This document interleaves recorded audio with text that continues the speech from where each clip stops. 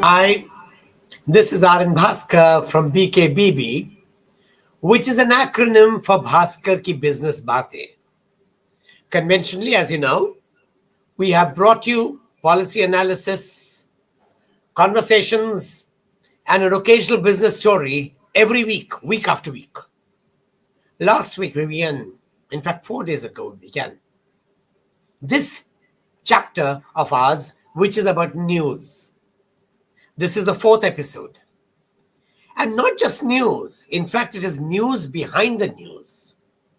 We look at 2, 3, 4 news items, and then we try to find out why these news items are important for us to communicate to you and what are the undercurrents and some other messages behind the news.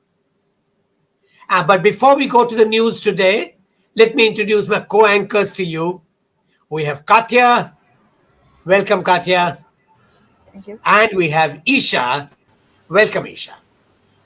And the headlines that we will talk about today are, the first one is about the markets.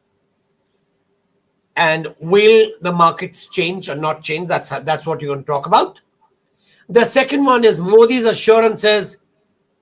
He's made a national address on what to expect. And the third one is about gold. And this time we have taken an edit from a newspaper to talk about gold.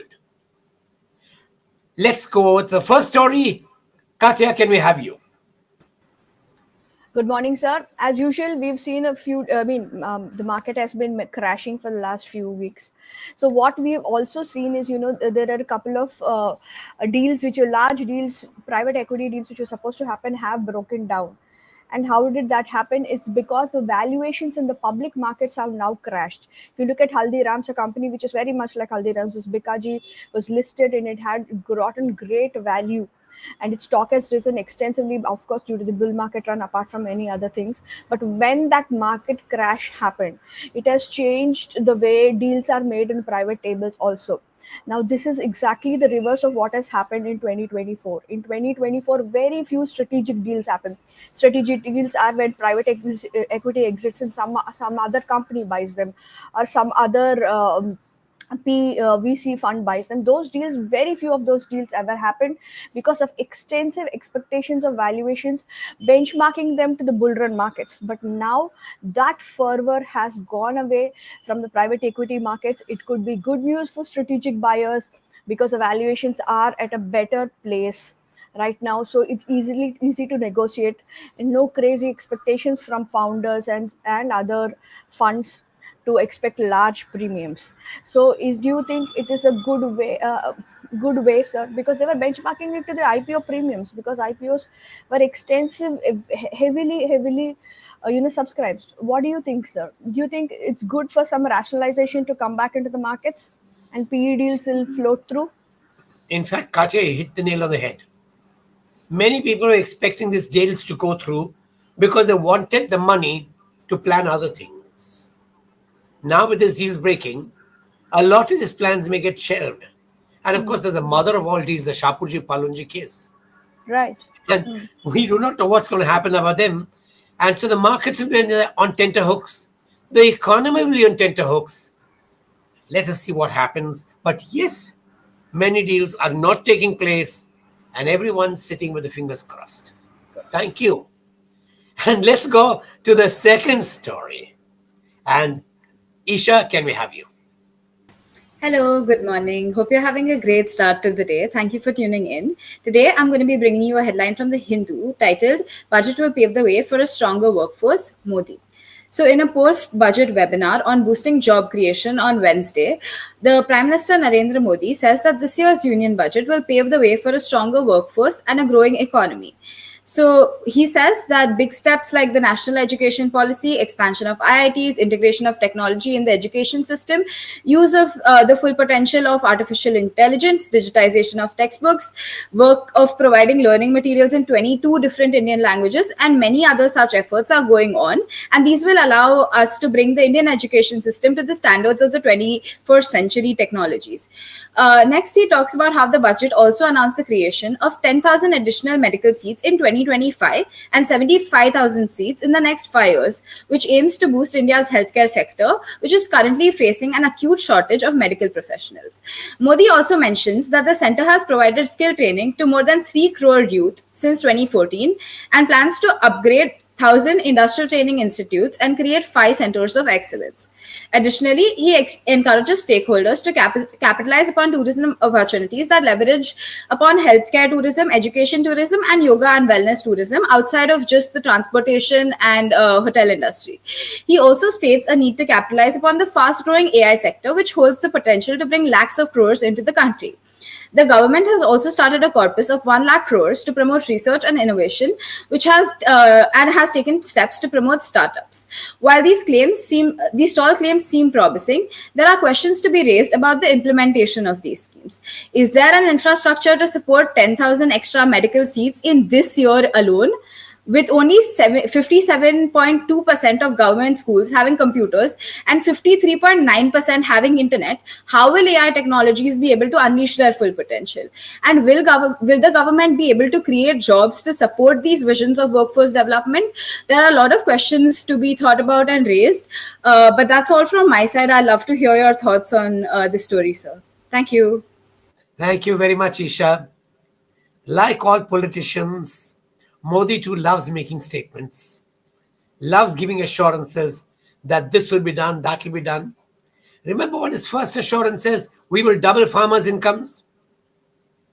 So, A, he's a politician. B, he wants to tell people that he's doing something. And C, at least he's talking about education for the first time in so many years. Whether he does it or not remains to be seen. And yes, the one issue that is not talked about is law and order and governance. Tourism does not take place because people are worried about security. Tourism does not take place because basic infrastructure is missing. The misallocation of funds to a bullet train rather than making sure that every station has a ramp for the disabled. These are the nitty-gritties that are forgotten. But as I said, education is a priority because it's only through education that we'll have AI. It's only through education that we'll have jobs. It's only through education that we'll have economic growth. Good thing. But yes, assurances are many. And that takes me to my story. And this time I picked up a story, which is not exactly a story, but an edit. It's an edit in Mint, which talks about let gold free. In one of my podcasts, which I recommend that you should watch, it's a story about how South India bankrupted Rome. India was the largest owner of gold in the world at that time. And India's ability to earn gold year after year, century after century, continued till the 18th century when the British put a stop to it because they wanted the gold themselves. After the British, the government of India tried to put a stop to this acquisition of gold. They brought in a Gold Control Act which pushed the gold underground. And as a result, people have not shown the gold. All estimates show that at least 25,000 tons of gold are in private hands in India. Compare that with about 800 or 900 tons of the Reserve Bank of India. Secondly, the edit was written because of a Bangalore episode where a woman was caught with more than 14 kilos of gold which was trying to smuggle in. Why was she trying to smuggle in gold? Obviously because a 6% margin, that is a customs duty, plus this GST, is an attractive margin to encourage smuggling. Anything over 5% encourages smuggling. And how big is smuggling? Please look at this chart. The average import of gold into India is about 800 tons. Out of the 800 tons, there's another 100 tons which is smuggled into the country. Our demand is about 900 to 1,000 tons. Okay, 100 tons get smuggled in. How much the police capture? Whether it's the 14 kilos of the woman in Karnataka or it's a 1 kilo or 2 kilos or 5 kilos somewhere or the other.